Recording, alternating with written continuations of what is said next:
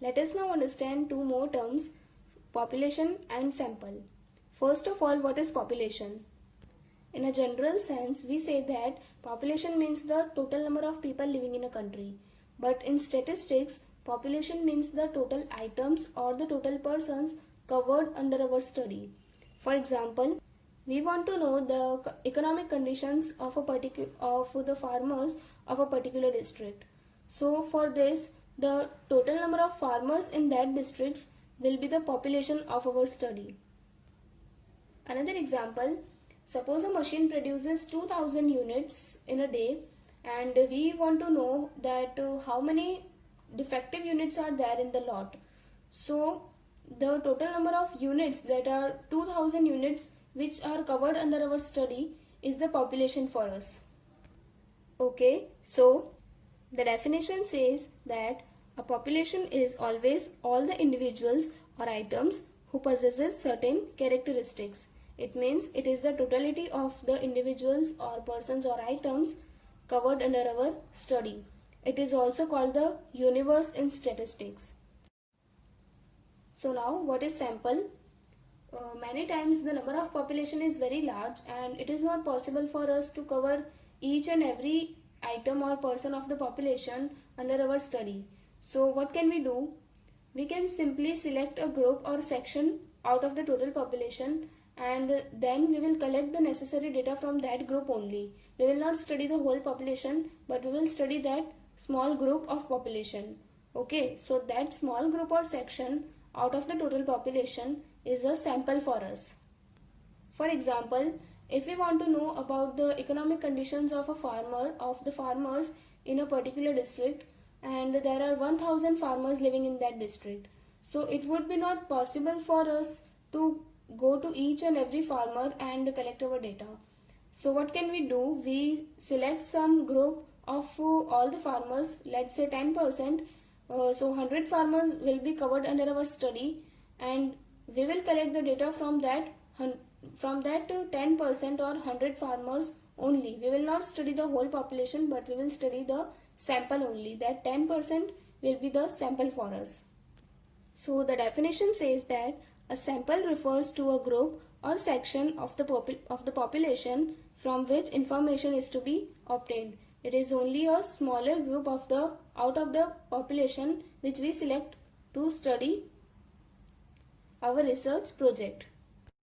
Okay, so now we will learn the two types of sampling, random sampling and non-random sampling. First, what is random sampling? Here the word itself suggests that the sample units are selected at random without any bias or prejudice of the investigator. Okay, and here all the individuals have equal chance of being selected. Now what is non-random sampling? Here the investigator, on the basis of his bias or prejudice, he select the sample units out of the population. So all the individuals of the population do not have equal chance of being selected here. For example, that if you want to calculate the average income of people living in your society and there are 200 people in your society, so the 200 people is the population for you, and if you decide to select only 20 persons out of for your research, so the 20% will be the sample with you. Okay, now there are two ways to select this sample of 20 people. In the first way, you select those people who are known to you or those who are friends of you. Okay, so this is a non-random sampling because here the selection is based on your judgment and bias and you rejected the people who are unknown to you. Okay, and in the second way, if you select these 20 persons at random, okay, and whether they are known to you or not, or whether they are friends of you or not, you selected them at random. So it is a random sampling. Okay. Now let us discuss two more terms, sampling errors and non-sampling errors. First, what is sampling errors? Sampling error is the difference of true value of the parameter of the population and the estimate of the sample. Okay. For example, we have income of 5 farmers as 500, 550, 600, 650 and 700.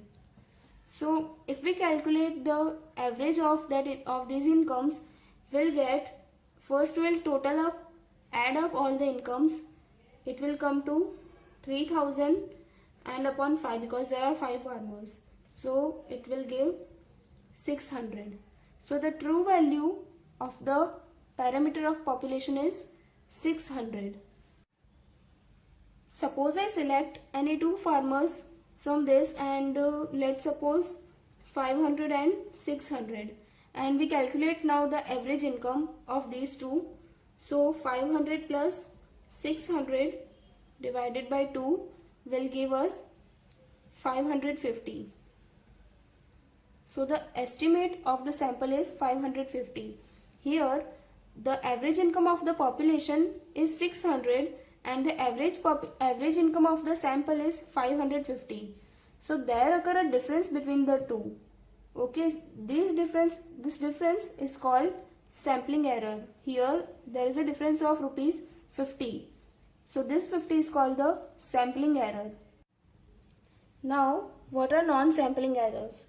Non-sampling errors are more serious than sampling errors, because sampling errors can be minimized by taking larger sample, but it is difficult to minimize these non-sampling errors.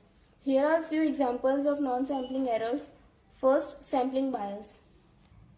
It is like non-random sampling, because here the sample is selected on the basis of prejudice or judgment of the investigator. It is called sampling bias. Next is non-response errors. It means that if an investigator is unable to contact a person who is listed in the sample list, or if the person from the sample refuses to respond, it is non-response errors. Next is errors in data acquisition. This type of error arises from recording of incorrect answers. Suppose for example, the investigator, while recording the age of a person, the person says that his age is 31, but he records it as 13. So it is a error recorded on the part of investigator. So it is called errors in data acquisition. Okay, so let us now recap all the things. First we learned the population and sample. Population is the totality of all the items and individuals covered under the study. And if we select a certain group or section out of this population, it is our sample. Now, there are two types of sampling: random sampling and non-random sampling. Random sampling occurs when the samples are selected at random, and when they are selected on the basis of some judgment, it is non-random sampling. Here, there is one point that when we conduct a survey for the population and we cover each and every element or item of the population, it is called census. And when we conduct a survey for the sample only, it becomes our sample survey. Okay. And next we had learned the two types of errors, that is sampling errors and non-sampling errors. Sampling error is the difference between the true value of the parameter of population and the estimate of the sampling. We had seen the example also. And next is non-sampling errors. There are three types of non-sampling errors. First is sampling bias, second is non-response errors, and third is errors in data acquisition. Okay.